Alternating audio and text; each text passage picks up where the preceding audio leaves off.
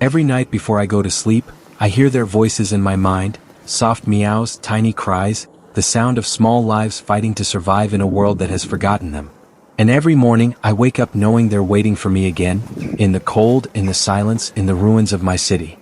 The war has changed everything. The streets that were once filled with laughter are now filled with rubble. But among the destruction, life still hides. Fragile, hungry, trembling life. Cats who lost their homes, their families, but not their will to live. When I first started feeding them, I thought it would be temporary. I didn't realize how many there were, how many pairs of eyes would be watching from the shadows, waiting to see if I'd come back.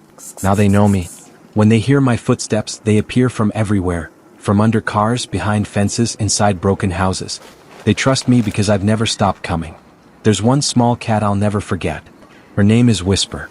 I found her in an abandoned apartment building. It was winter, and she was curled up next to a pile of bricks, shaking from the cold. She didn't move when I approached. She was too weak. I wrapped her in my scarf and carried her home.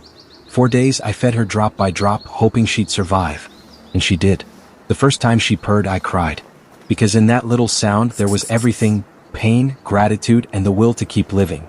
Now Whisper lives with me, safe and warm. But out there, hundreds more are still waiting. Cats like her, lost in the chaos with no one to turn to. Some days it's hard. I walk through destroyed streets, sometimes under shelling, with a bag full of food that feels heavier every day. But I keep going because they're waiting. I can't ignore them. They depend on me. People sometimes ask me, why cats?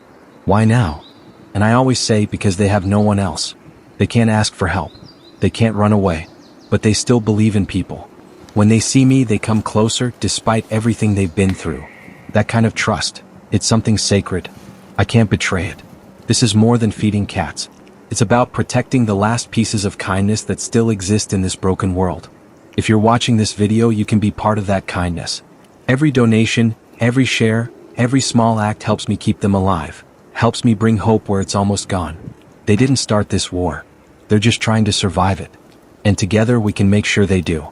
Because even in the darkest places, love still finds a way. Red Heart Paw Prints.